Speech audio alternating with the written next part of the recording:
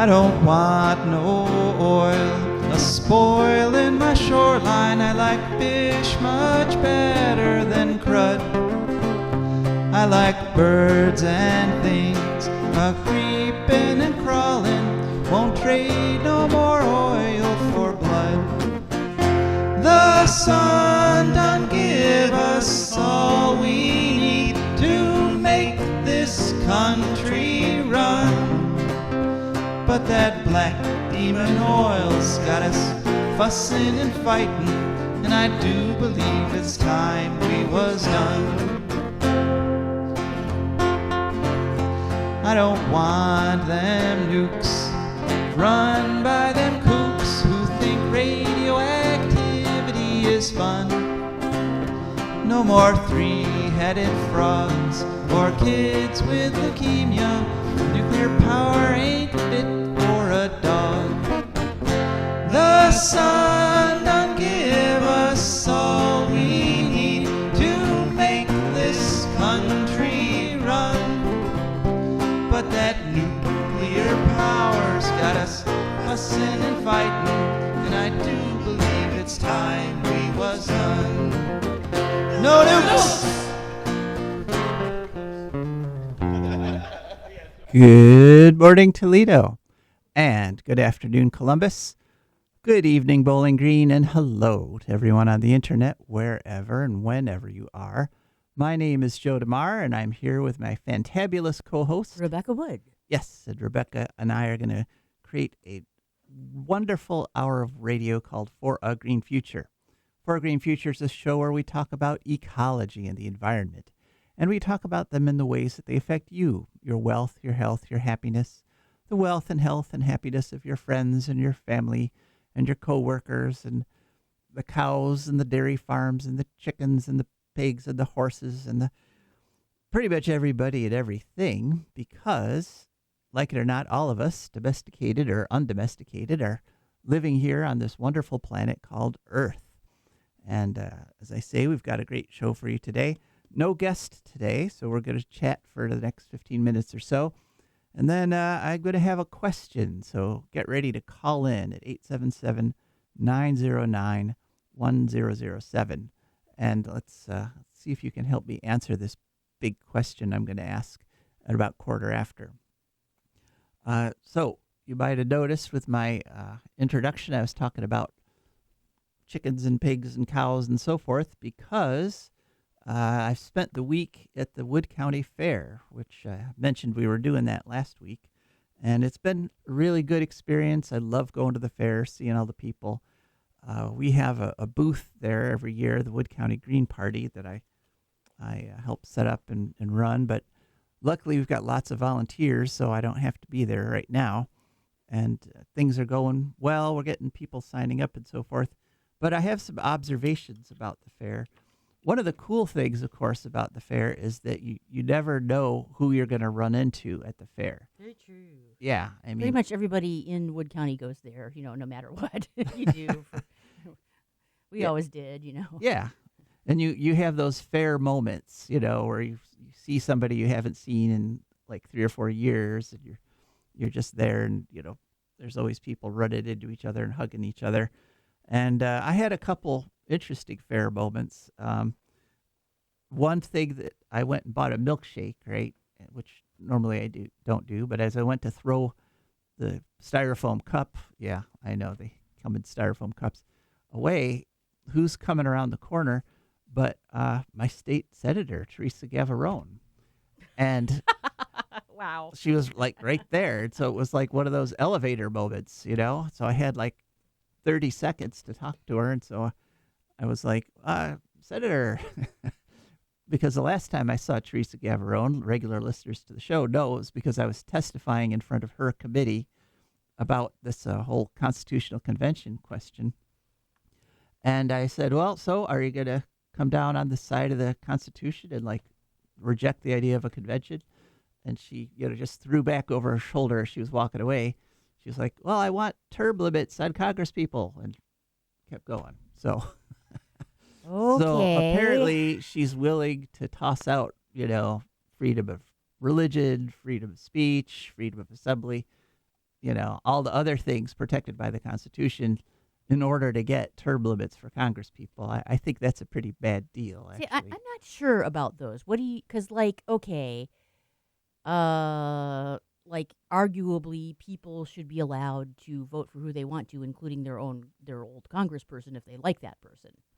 Yeah, I mean, there's a lot of arguments against term limits. I mean, one of the main ones being is it takes a couple terms to basically get good at the job Right. and be an effective legislator. Right.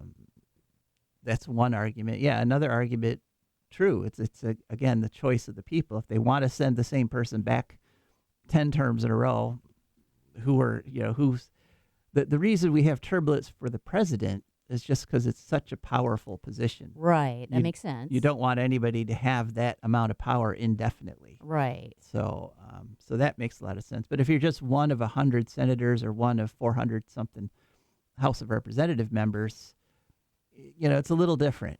It's actually a lot different. So, and of course, the way we limited presidential terms was with a constitutional amendment. Went through the amendment process, and boom, that was back in I think JFK was the first president who would have had to face term limits had he made it through his first term.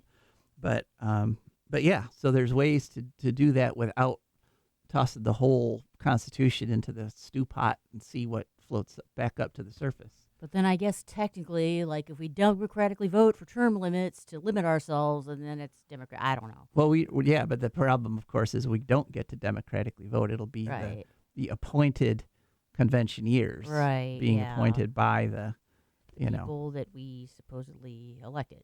Yeah. But a very gerrymandered way. But so that was kind of interesting, and believe it or not, then I also had another fair moment with my House Representative Haraz Gambari was there. Wow. Too. I just there he goes, walking right past my booth. So I cornered him with the same question about the whole Constitutional Convention thing. And he listened very carefully, and he basically said, I agree with you, that he's concerned, as a vet, right. As a veteran, because that's one of the main things he always runs on. As I was in the armed services, he said, the idea that he's sworn to protect the Constitution, not a Constitution. Right. And so he said he would vote against it if it came up in the House. Wow. Which was that's interesting. Great. But unfortunately, here's the problem with experience. He actually told me the same thing about House Bill 6 back in 2019. Oh, Haraz. Right. I listed off all the problems with it. And, his office got back to me, and they're like, yes, the Congress or the House, the representative, he agrees with you, and that's he's going to be opposed to House Bill 6. And, of course, not only did he turn out not to be opposed, he turned out to be one of the fiercest people fighting for it. So this could be just another lie, but it's a nice one. At least he's considered enough to, come up with that. So it's nice to be agreed with. This time, it's not neat. Nukes are cheap and safe. Yeah. So that's a very bad lie. So we'll see what happens. It's still, still up in the air. But those are the kinds of things that happen at a fair. You just bump into people that you have no other way of connecting with, and so that's really good. Of course, it's been a challenging week for most of the week. The last 2 days have been absolutely beautiful in terms of weather, but the first part of the week it was terribly hot and humid from all that moisture coming up from the Gulf of Mexico, but then I remember that. Yes, but now it's actually a little chilly in the mornings anyway, and at night, and we're actually being cooled from the air pollution from the Canadian forests and the western forests that are burning right now. So I mean, it's kind of nice in terms of weather, but as a trade-off, losing hundreds of thousands of or millions of acres of forest in order to cool it down for a week or two. That's not a good deal. Not a good deal. No. Not a good deal at all. Some other fair observations. There was, I walked through some of the pavilions that have farm animals like the cows and so forth. And I noticed this year no bugs. Usually there's like little clouds of deer flies or horse flies Right, that makes sense. around the cattle and the All animals. those critters around, yeah, Yeah. they're going to want to be there. Not this year. Wow. Like one or two. That's worrisome. It's a little scary, yeah.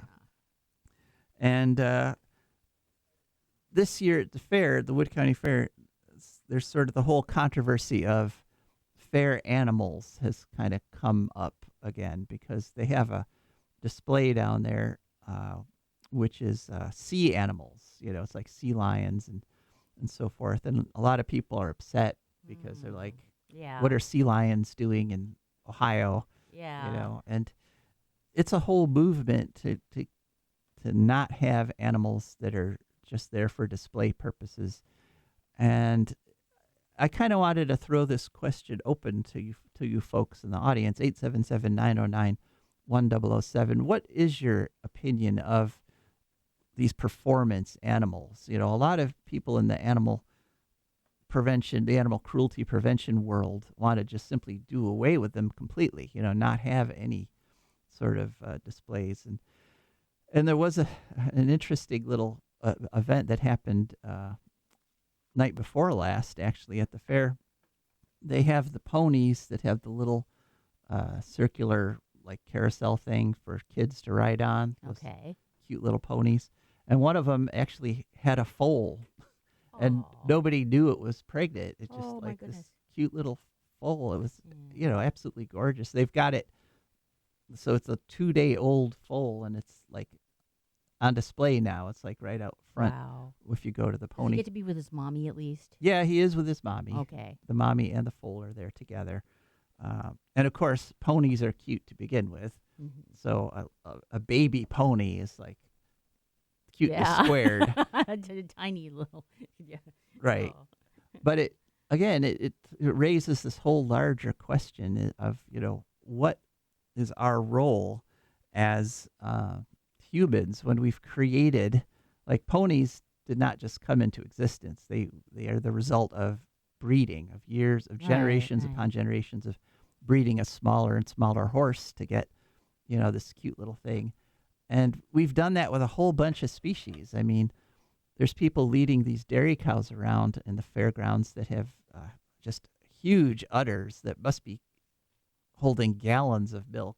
Or they have miniature cows now that people have as house pets in some cases. Really? Yeah. Pet cows? They're really cute. They're like stay dog-sized. Uh-huh. Mm-hmm. They're adorable. Well, and dogs themselves, actually. Yeah. They're a creation of generations of breeding. They're not a natural. Well, there are some wild dogs down there in Africa, but. And this is a huge issue in my life because I have had both a small dog who really did not like big dogs and a big dog that doesn't like small dogs very much. And I think the reason is because they know they're supposed to be the same size. It's something deeper in their mind. They know they are the same species and they should be the same size. I and see. It angers them that one of them is so much bigger than the other. So they're offended by the unnaturalness of the other dog. Right, yeah. Both of them. Yeah. Interesting. But it is sort of a larger question of, what should our relationship with these species, really sort of subspecies that we've created, be? I mean, should we just stop? If you're just talking like ideal ecological, should we just allow those species to quote unquote go extinct? No more dairy cows, no more beef cows. Okay. I read a book about a guy who thinks that I think like cats and farm animals, like when you let an animal go wild, within a couple generations they get much smarter and much kind of wilier. Right. And he thinks that they'll regulate their own numbers and just do their own thing and they'll just integrate into the whatever Whereas ecosystem they're in. If you domesticate like a wolf or a fox or something, within a couple generations it'll get dumber. Well, I mean, there's some support for that idea. I mean, domesticated turkeys, the stereotypical albino turkey is apparently so dumb that it like I've read or I've heard that if you have a flock of them and you leave them outside in the rain, they'll drown themselves. Okay, I heard that that's a myth somewhere, A but myth? I'm not Okay. sure. Okay. All right. Well, I'm not okay. absolutely sure either way. I could believe it's a myth. But, yeah. But yeah, it's a fair rule of thumb to say that the less a species has to use their brains, the dumber they're going to become. So. And then there are a couple people online who have bought a dinner turkey and then gone soft and kept it as a pet instead. And this one lady said that, like, okay, it has the big wattle, hangy pink thing. Yeah, the wattle, yeah. And, yeah, it changes color depending on his mood, which is cool. You wouldn't really notice that unless you had a pet turkey. True. Yeah. You don't notice those things if you eat them. True, yeah. Yeah. Yeah, that's where the interaction ends, really. Yeah. So that's sort of a general idea because, well, one thing that is true is that whenever you have that kind of relationship, there's inevitably going to be cruelty. There's going to be some people that abuse that relationship and are cruel to their animals. Yeah. Which is why we have societies for the prevention of cruelty to animals. I think a big problem with, like, cats and dogs, for example, is that there really just aren't enough good owners, Mm-hmm. And then it's expensive to keep up with vet bills these days too. I mean, in Toledo, we've got this one group that sort of helps people with their animals sometimes. And if you can't afford the kibble or something, what's the Compassionate Village? Yeah, they've helped us a couple times when we had trouble with our animals. Compassionate Village. Yeah. Oh, sounds like a good organization. Yeah. Maybe we'll get them on sometime. Yeah, that would be great. Yeah, I could get in touch with somebody. But so I think we don't want to, completely eliminate these species that we've sort of carried with us for a couple thousand years now in our culture. But on the other hand, what we have now is unsustainable. Right. I mean, I think it's something like 9 million dairy cows in the country, and the vast majority of our farmed land is farmed to raise feed for our cattle, which we're then going to eat. Right. One of the things that we have at our booth, the Green Party's booth, is we are selling vegan cookies. Right. And they're every bit as delicious. In fact, I would challenge anybody to go today to the fair after 11:30 because I actually forgot to drop the cookies off this morning. They're still in my van. But after 11:30, there'll be the vegan chocolate cookies and the vegan ginger cookies available at the Green Party booth. My challenge is to buy one of those and try it and see, let me know if you think that isn't one of the most delicious chocolate bars you've ever had. Now, mind you, we've all had bad vegan baked goods because there are some people who think, including I think some vegans who think that, like, vegans are just sort of unpleasant people who like to be unhappy. Therefore, if you give them bad food, they'll like that. Yeah, but it is possible. Actually, I've had some very nice, tasty vegan baked goods. It can be done. Yes, and we've done it. Our ginger cookies and our chocolate cookies are chocolate bars. They're called Choco bars. Are absolutely delicious. And it's the same thing about how a lot of restaurants imagine that people who like tea or iced tea are huge fans of chemically tasting brown water, and that's why they want it. That's not it. Really.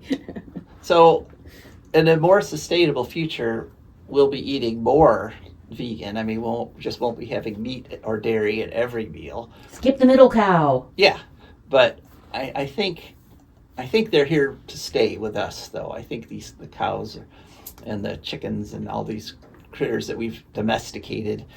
It seems like not only do we benefit from of having them around, but I think we've got sort of a responsibility. I mean, we literally have created a species or a subspecies, and is the solution to cause it to become extinct, or just, we could drastically reduce the numbers. We could have domestic animal zoos. Yeah. Or, people could just have one or two cows for their own use, but you're not allowed to do them on a mass level. Or maybe your neighbors, Yeah. Just be limits is all.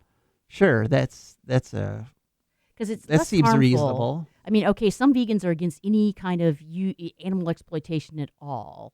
Right. But this could be more of an animal. Like, okay, in the olden days, they used to let the calf have half the udder, and then the family gets the other half. Oh, yeah. It's not like now they separate babies as soon as they're born. Right. Just about. And all the milk goes into and they scream back and forth machine. as long as they can see and hear each other. So this is very upsetting for the mother and the baby. Yeah. And so, it never gets socialized. It doesn't get the immune protection it needs, all this stuff. That's true. That our relationship with modern dairy Right. and beef cattle is nothing like the relationship our species have had historically. Right. Growing up, over the past couple thousand years, farmers and their animals had a much more personal relationship, and Right. and things were geared more towards the comfort of the animal, because a comfortable animal is more likely to live Yeah. to the point where they give milk or can be butchered for meat or whatever. But it's a question. But looking at the big picture, ecologically speaking, we've got to reduce. We definitely have to drastically slash the amount of energy and land and resources that we're putting into meat and dairy production. So there's that from the ecological perspective. But that kind of leads into, like I said, I was going to ask a big question, and we're going to stick with this till the bottom of the hour. 877-909-1007. Hop in with any kind of comment or question you've got. The big question is kind of, what the heck do we do right now as people who care about the environment?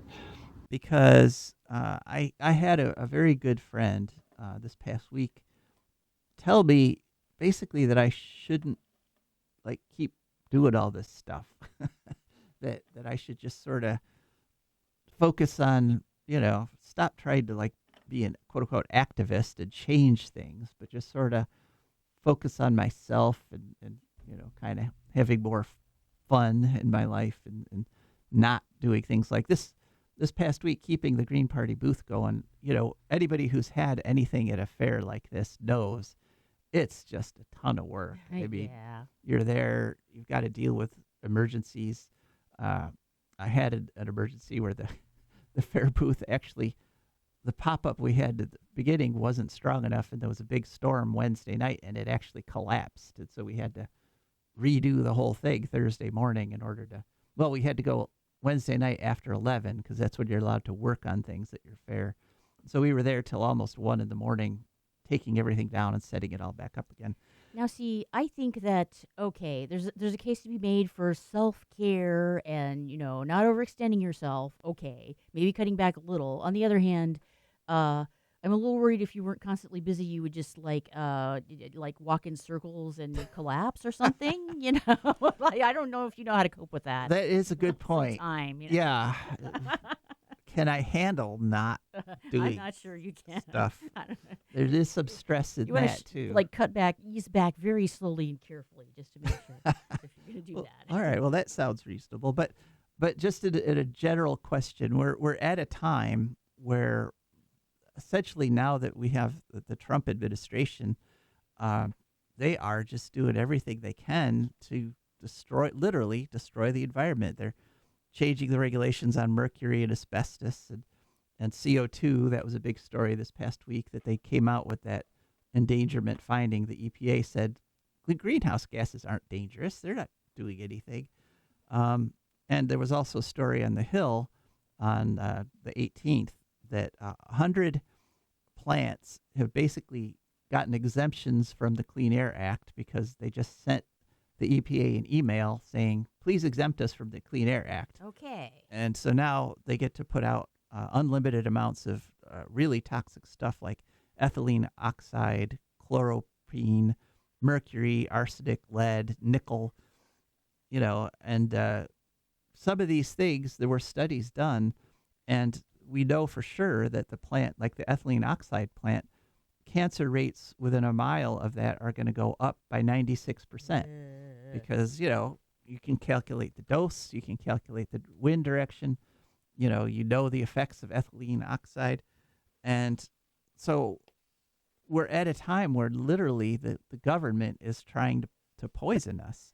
So, okay, let's back up here. There's a law, but in order to, if you want to follow it, you have to use the magic words, I don't wanna.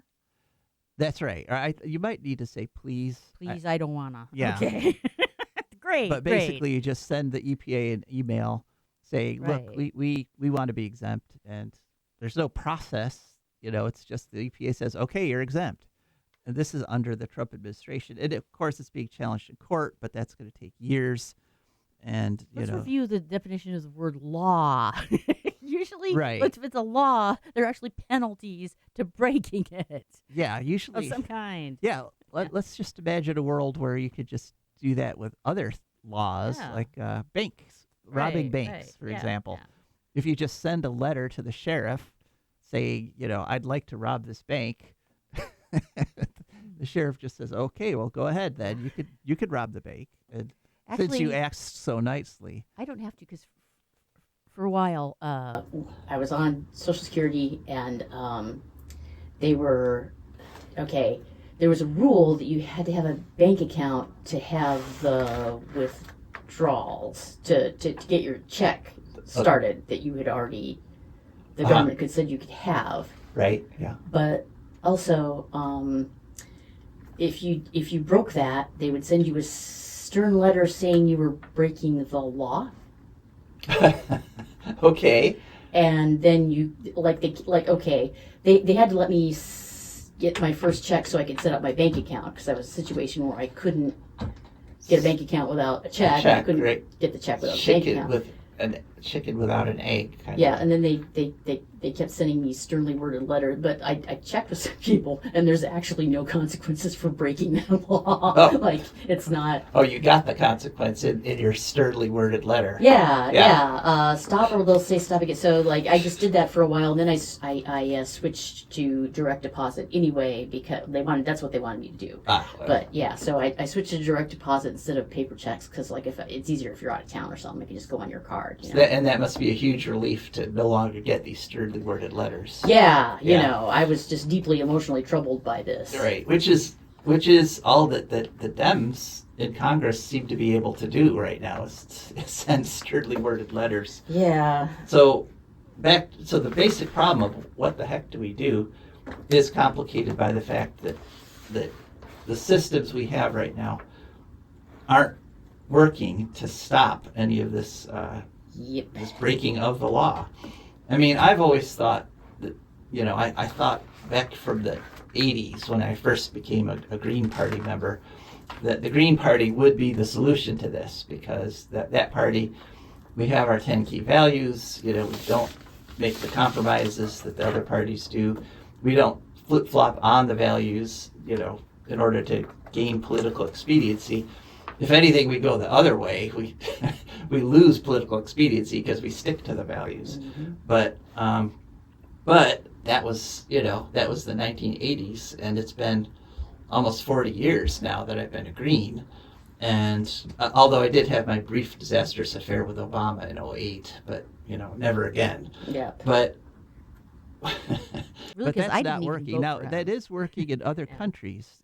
The Green Party is having a big effect in other countries, but I guess it boils down to, it comes back to individual acts. What do we do as individuals? And I've been working on that too. I have a friend who just decided to get solar panels, because they know that the December 31st deadline for the tax rebate or a tax credit is coming up. And I did convince another one of my siblings to get an electric car. So, there's some thousands of tons of CO2 avoided, but, And I can't stress this enough. We need to not have a car-reliant society. We need to have public transportation, because you've got a situation here where poor people are having to get to their fast food job. They're having to have a car, which you can't keep. You can't maintain properly on the fast food salary.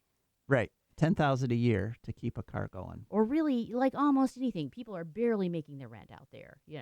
Right. It's insane. And, Yeah, I mean, you're also not going to be able to maintain that car in a good enough condition to be good for the environment, even if it were good for the environment, which it's not to have just one person per vehicle or one person and their kids. Right. Yeah.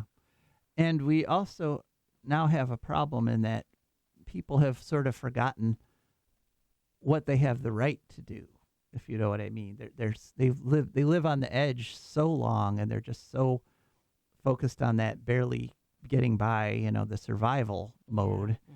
that they have forgotten the fact that there are ways to fight back. I had this Facebook conversation with somebody because I was suggesting at one point, actually it was after they passed the big ugly bill, I was suggesting that maybe there should be some strikes going on here as a protest against the bill. And a woman said, striking is a privilege that I don't have because I'm so poor, I can't afford to miss even one day of work. But the idea that striking is a privilege is absolutely wrong. I mean, withholding your labor is actually your right as a person, as a worker. Okay, but usually people have like a unionist strike fund for this kind of thing, and this is the thing. They've got people who are so poor that they can't afford to strike. Just about. I mean, in order for a strike to happen, they have to either like be turn you out of your company run shack Uh-huh. or where you really have nothing to lose, or you have to have a little cushion so you can survive a strike for a while, or the economy has to be good enough that you can get another job. I mean, True. you can't But- ask people to make your children homeless, although that is the way some unions got started. And in Appalachia, the coal country, that happened to people who were fighting for to establish a union. That's true. And all the unions were started by people who were, in many cases, as bad or even worse off than people are today. True. But they were used to it. Yeah. Right. But I don't know. So we're obviously, we've passed the bottom of the hour, so we're obviously not going to solve all this Maybe not. all these yeah, problems yeah, today, and could be. especially since we didn't get a caller. I was hoping that one caller who had like the answer to everything would call in, and Darn it. it's not too late. 877-909-1007. But I guess the individual acts are the fallback, and they do make a difference because, like down in Texas, it was millions of people making the individual decision to put rooftop solar on because of that huge storm that killed over 100 people. Yep. That is why Texas's grid today is now stable, and they can withstand the heat waves and the storms because they've got millions of people with rooftop solar. So Texans are like the Wood and Miller family. We may be crazy, but we're not stupid. yeah. So keep up the individual acts, but we still have to make some big, massive systemic changes if we're going to actually survive. Yep. And one of the reasons we want to survive is so that we can do pleasant things, have some Yeah. fun. Exactly. And that brings us to our advertisers and patrons. For Green Futures brought to you by the Wood County Park District. Imagine a place where nature meets adventure, where you can climb, paddle, fish, and explore. That place, it's right here in Wood County. The Wood County Park District is here to protect, preserve, and inspire. We conserve natural and cultural treasures so you can enjoy the outdoors like never before. By maintaining green spaces, providing fun programs, restoring wildlife habitats, and leading outdoor adventures. Want to connect with nature? Try your hand at archery, bouldering, geocaching, paddling, rappelling, and more. Whether you're seeking experience or a peaceful retreat, our parks are open every day from 8 a.m. to 30 minutes past sunset all year round. Come explore, get outside, experience nature. Your parks, your adventures waiting for you. Find us online at wcparks.org or follow on Instagram, Facebook, or X, or you can always call 419-353-1897. The Wood County Park District, preserving nature, creating adventure, and inspiring a greener future. And, of course, we are also brought to you by our patrons. And our patrons are fantastic people who are taking individual action by keeping this show going. They went to patreon.com. That's Patreon. There they searched for Green Future. Up popped our Patreon page. They scrolled through, chose a membership level that matched their budget, and now a little bit comes out of their accounts every week or every month, and comes over to us, and that's how we can afford to keep the show on the air. So if you're actually thinking of what can I do? What sort of individual act can I do? Think about becoming a patron of For a Green Future. Okay, Rebecca, you're up. What are we talking about this week? This week we have Creeping Charlotte, also known as Creeping Charlie, apparently. Okay. But yeah, this is inspired by my friend Liz, who lives her neighborhood is kind of catty corner to mine. They sort of touch. It's, let's see, Colony and the Almeida Heights section of 5 Points. My neighborhood has sub-neighborhoods. It's very hard to tell where you are. But anyway, yeah. Also called ground ivy and a number of other things. And I think I have these in my backyard, I think.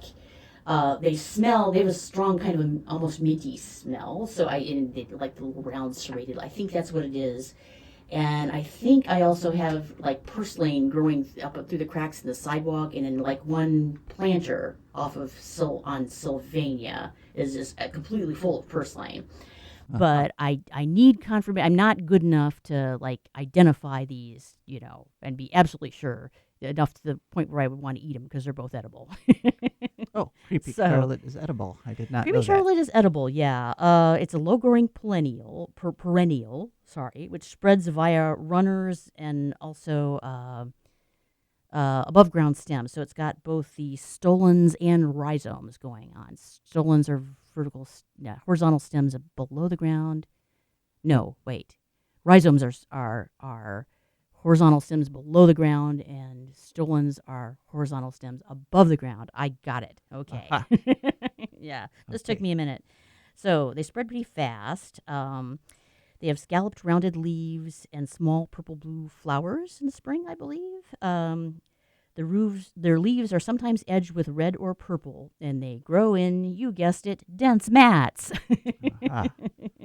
So, people don't like them because they spread very quickly and they crowd other things out. They are, in fact, invasive, although some people like them and keep them on purpose. But yeah, they get out of control very, very easily. If you don't like them in your yard, you can fight them with borax solution, vinegar-based sprays. Also grow tall grass to like shade them out.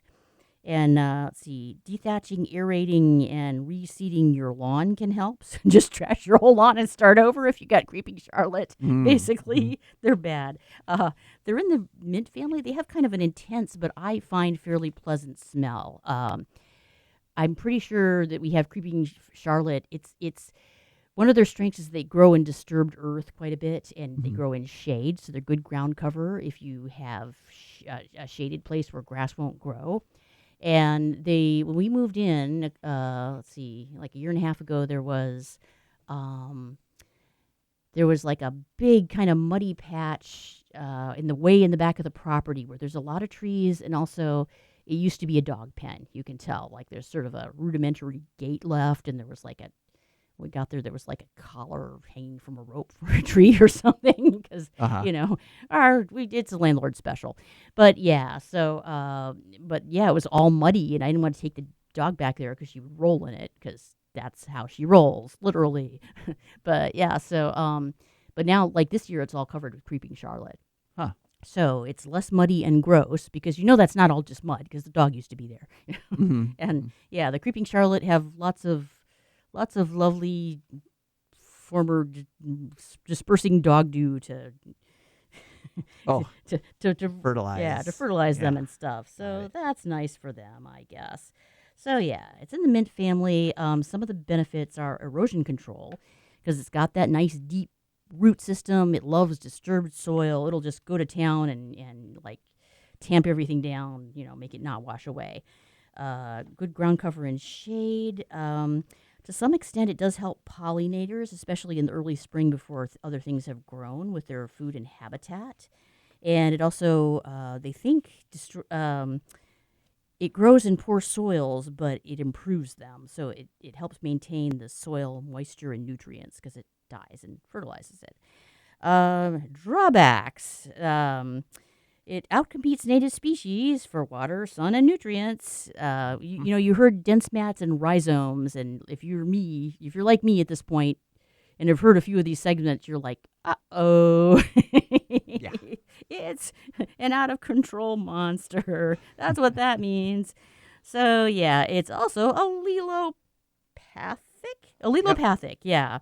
It releases biochemicals that inhibit growth and reproduction of other plants in the area. Another favorite weapon of highly invasive plants. Basically a plant that uses herbicides. Yep, and basically it's very hard to eradicate the roots because it reroots, you guessed it, just like Tree of Heaven, from even little fragments of stem, much less the rhizomes and that stuff.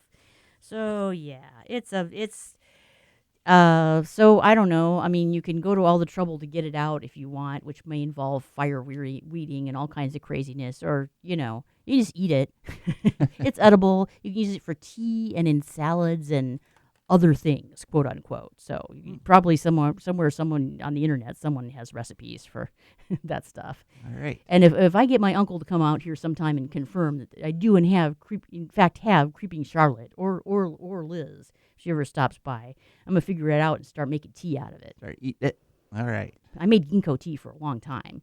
Oh. Because I live downtown where there's a lot of ginkgo trees. Okay. All right. Well, thanks for that report, Rebecca. You're welcome. Okay, now it's time for ecological news. And our first story comes to us from Boulder, Colorado, thedailyboulder.com. Although it is an international story, but they had like one of the best descriptions of it for me on July 28th. And the title, this is why I picked their version rather than somebody else's. Trump roasted for embarrassing gibberish and total mental collapse in new ramble in Europe. Oh, dear. And what they're talking about was the famous Don Quixote speech. Oh, God. What do you have to say about Don Quixote? Well, it's called the Don Quixote speech because what he was talking about was windmills. Wind turbines. Okay. And they read in Europe. Okay. Yeah. Yeah.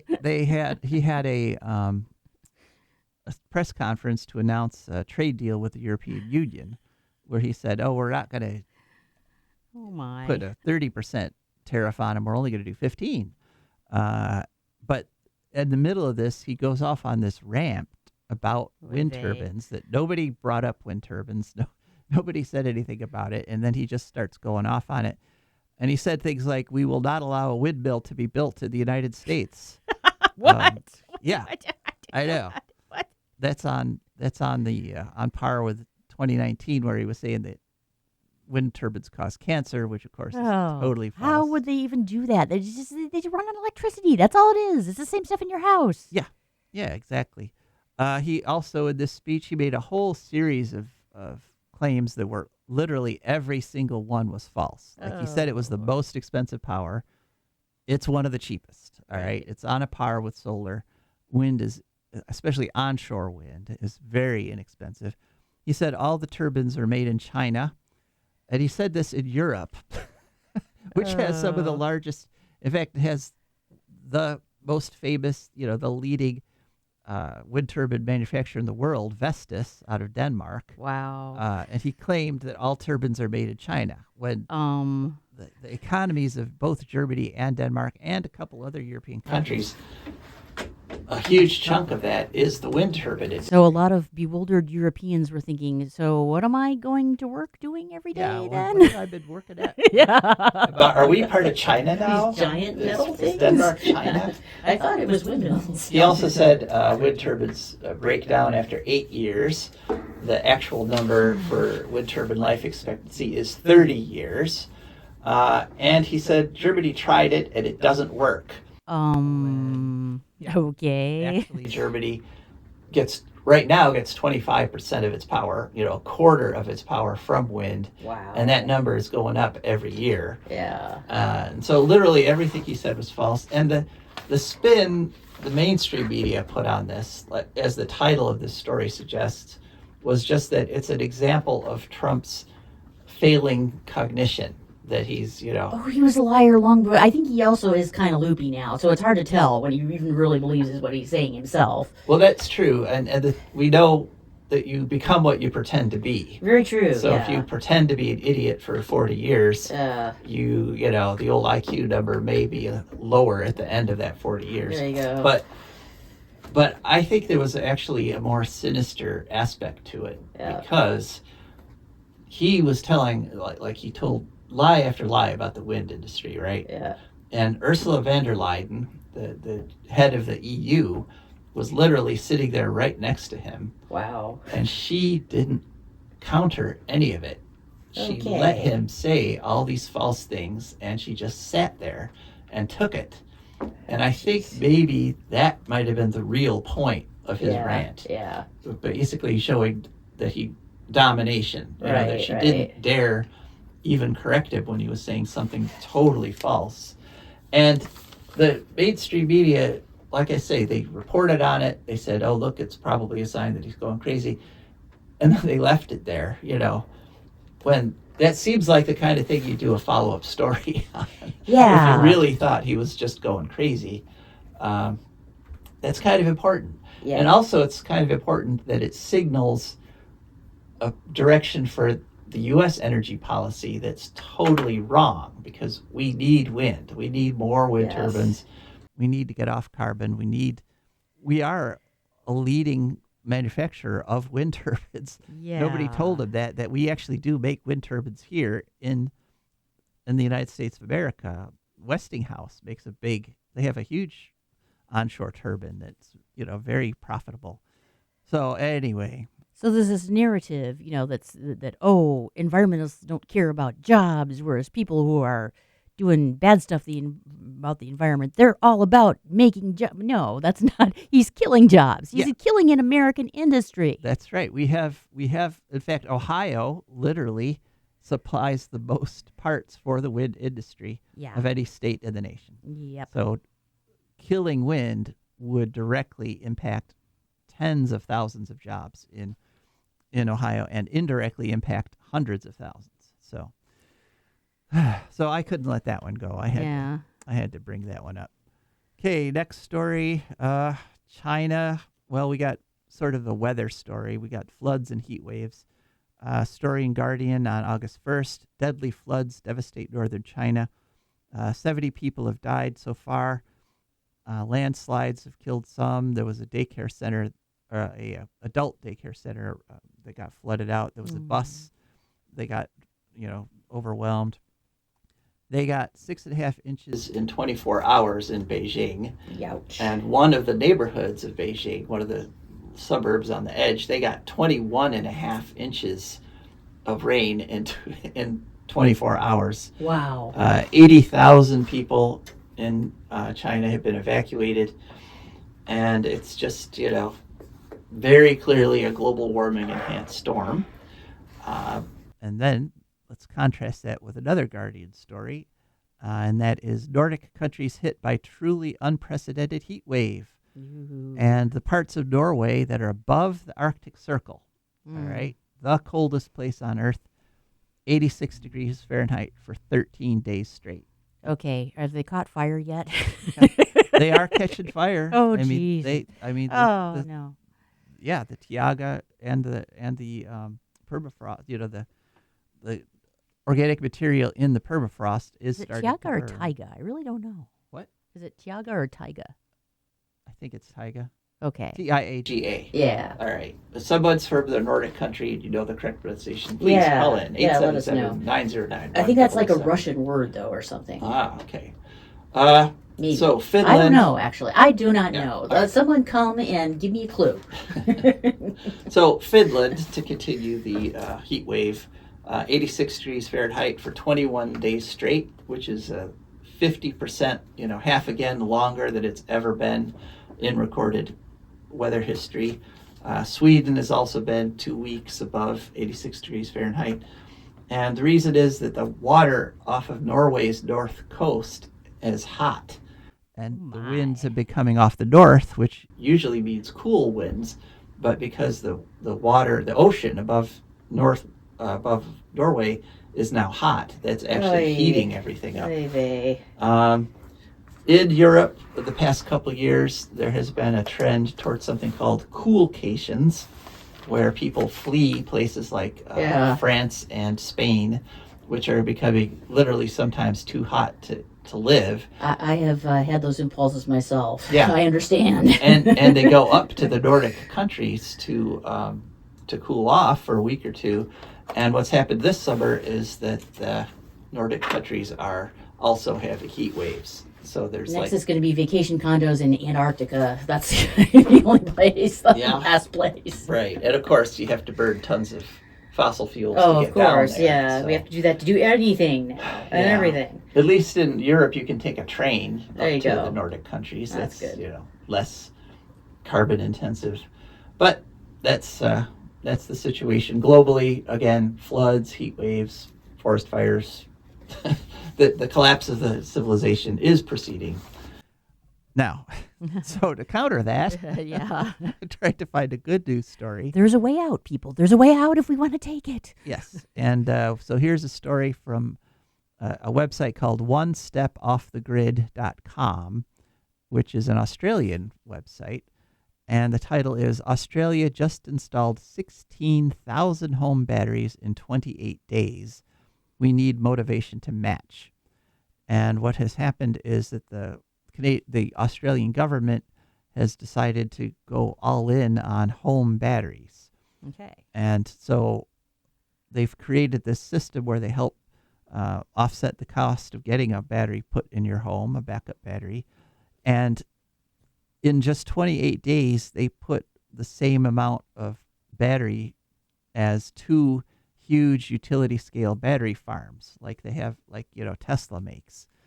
And they're not required to be virtual power plants that is connected up to the grid so that you can take power out and put power back in. But a lot of them are, and more of them are expected to sign up as it becomes, that way you get an economic benefit. If you allow your battery to put some power back on the grid when it needs it, they will pay you for that electricity. And you can actually, just by harvesting the energy that's hitting your roof with your solar panels and going into the batteries, you can actually make money from your electric bill instead of paying money. And there's a company they quoted in this article called Report Power, and what they're offering is they're saying to people, if you let us control your home battery over the internet with our computers, then you will have no electric bill for 7 years. Ooh, that's pretty nice. And of course, we already reported last week that Australia is starting to offer, in South Australia, they're starting to offer free electricity from 10 o'clock in the morning to 1 in the afternoon because now they've got so much rooftop solar. So they're doing it in some places. We're not doing it here nearly enough. I mean, we are putting stuff in, but just not at a rate fast enough to survive. But there's some good news from Australia. And that kind of suggests we could have a world with no power plants. We really could. Yeah, if everybody put solar on the roof, every house had a battery that could either discharge or absorb power, we could theoretically shut down all the coal plants, all the nuke plants, and just run off renewables. Yeah, I would love to have solar power in my house because we've almost died before because our air conditioner went out and we couldn't afford a new one. Yeah, it does. We had solar power. It shades the roof. The hotter it was, the more air conditioning you would get. Yeah, you could crank it up. Ah, diggity. Yeah. Next story, we just got 2 more, and we're running low on time here, so it's timing out just about right. This is a story from Military Times. In reversal, Navy will share satellite data with NOAA until fall of 2026. And we reported on this a few weeks back that the Defense Meteorological Satellite Program, the DMSP, which has been used to basically measure global warming since 1962, actually. It's the most complete satellite data set there is in the world. A few months ago, the Defense Department announced that at the end of July, they were going to stop sharing that data with scientists at the National Oceanographic and Atmospheric Administration.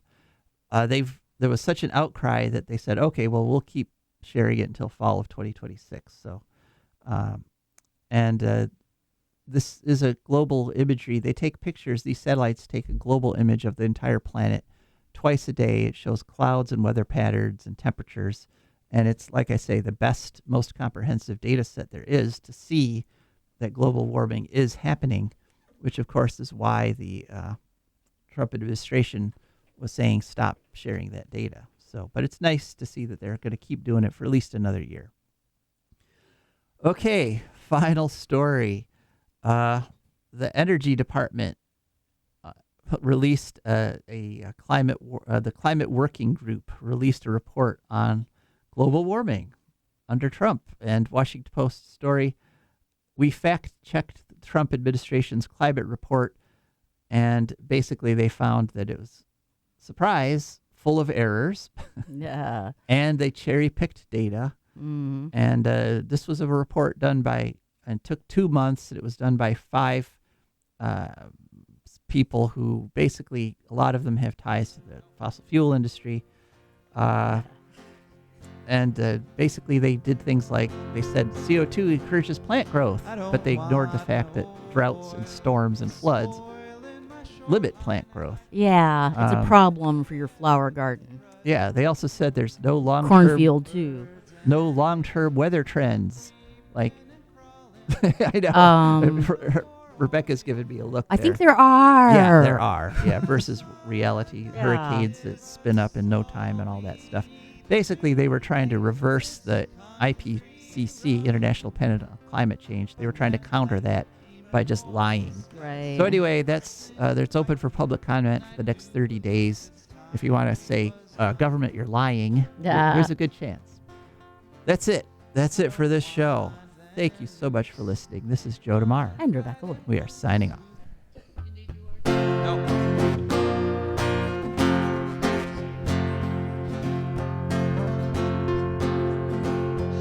I don't want no oil, a spoiling my shoreline. I like fish much better than crud.